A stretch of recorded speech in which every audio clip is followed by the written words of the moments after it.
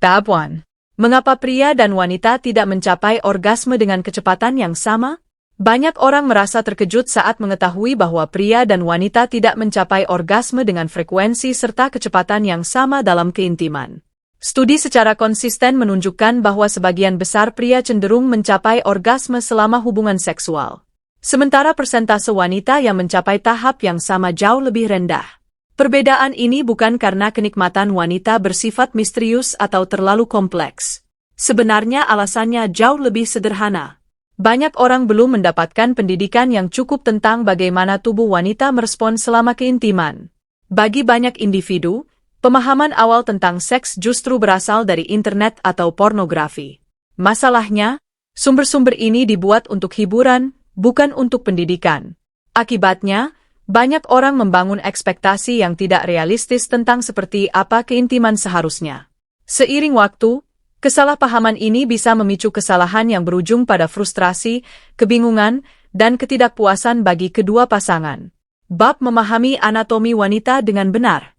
Pemahaman yang benar selalu dimulai dari anatomi. Bagian luar dari sistem reproduksi wanita disebut vulva. Ini mencakup lipatan luar yang dikenal sebagai labia serta lipatan dalam yang disebut labia minora. Setiap tubuh wanita memiliki perbedaan alami. Beberapa wanita memiliki labia minora yang lebih besar, sebagian lebih kecil. Ada yang lebih gelap, ada pula yang lebih terang.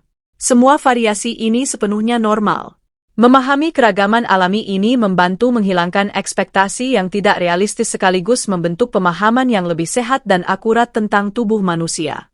Bab klitoris, organ terpenting untuk dipahami.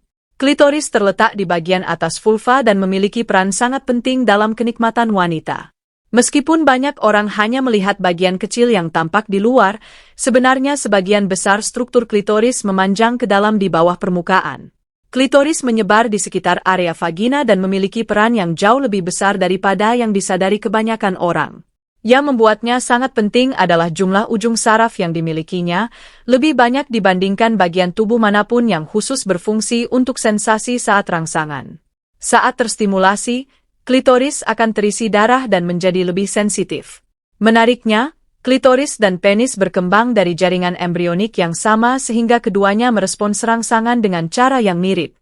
Bab 4. Apa itu G-spot dan bagaimana cara kerjanya? Uretra terletak tepat di bawah klitoris diikuti oleh lubang vagina. Vagina sendiri adalah saluran otot yang fleksibel yang mampu mengembang dan beradaptasi selama hubungan seksual. Banyak orang mendengar tentang G-spot yang sering digambarkan sebagai titik tersembunyi yang menghasilkan kenikmatan intens. Namun kenyataannya ini bukanlah satu titik tunggal, melainkan sebuah area sensitif yang berada di dinding anterior vagina beberapa jarak dari bagian dalam. Area ini terhubung dengan struktur internal klitoris serta jaringan kelenjar di sekitarnya yang merespons tekanan dan stimulasi. Namun setiap pengalaman sangat berbeda. Sebagian wanita merasakan kenikmatan yang kuat di area ini, sementara yang lain hanya memiliki sensitivitas ringan atau bahkan tidak merasakannya sama sekali. Bab mengapa gairah wanita membutuhkan waktu untuk tercapai? Waktu memainkan peran yang sangat penting dalam kenikmatan wanita.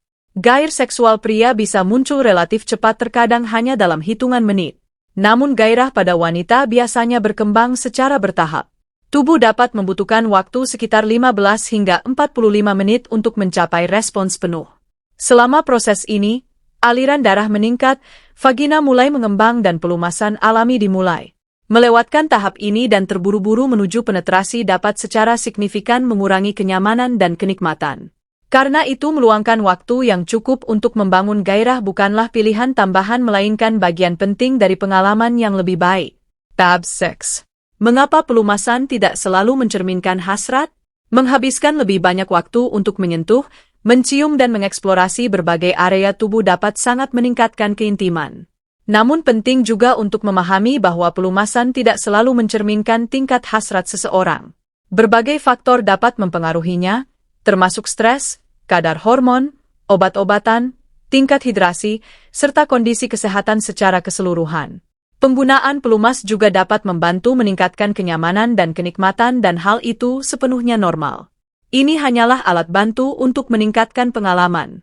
Komunikasi juga memainkan peran yang sangat penting. Kejujuran dan kejelasan tentang apa yang membuat nyaman dan apa yang tidak membantu kedua pasangan saling memahami dengan lebih baik. Bab 7 Cara memahami bahasa tubuhnya selama keintiman, pernapasan, gerakan serta respons pasangan dapat memberikan petunjuk penting selama keintiman. Sebagian reaksi mungkin menunjukkan kenikmatan, sementara yang lain bisa menandakan ketidaknyamanan, kebutuhan untuk memperlambat atau perlunya penyesuaian.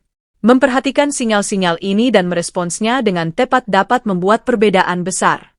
Kehadiran secara penuh, mendengarkan dengan perhatian, serta menerima umpan balik, membantu menciptakan pengalaman yang lebih nyaman dan menyenangkan bagi kedua belah pihak. Bab keamanan emosional itu penting? Kenyamanan emosional sama pentingnya dengan stimulasi fisik. Ketika seseorang merasa aman, rileks, dan terhubung secara emosional akan jauh lebih mudah untuk menikmati keintiman secara penuh.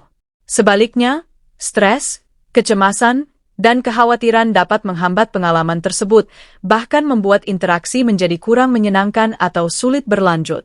Hubungan yang paling memuaskan biasanya muncul dari pasangan yang saling ingin tahu, berkomunikasi secara terbuka, serta berfokus pada kenikmatan bersama, bukan tekanan atau performa semata. Tak.